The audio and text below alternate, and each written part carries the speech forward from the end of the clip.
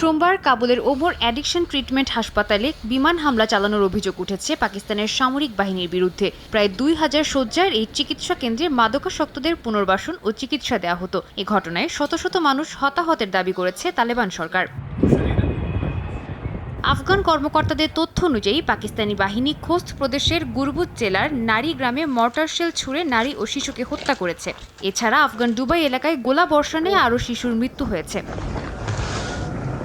তবে পাকিস্তান এই অভিযোগ পুরোপুরি অস্বীকার করেছে। দেশটির তথ্য মন্ত্রণালয়ের দাবি, কোনো হাসপাতাল লক্ষ্য করে হামলা চালানো হয়নি। কাবুল ও নানহারগার প্রদেশে কেবল সামরিক স্থাপনা ও সন্ত্রাসী অবকাঠামো লক্ষ্য করে নির্ভুল আক্রমণ চালানো হয়েছে। তাদের দাবি, এসব স্থাপনা পাকিস্তানের বিরুদ্ধে হামলা চালানো সশস্ত্র গোষ্ঠীগুলোর ব্যবহৃত ঘাঁটি ছিল।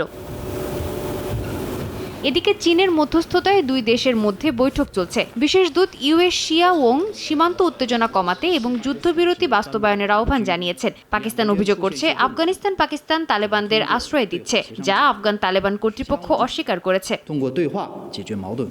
সাদিয়া তাসনিম, সময় সংবাদ।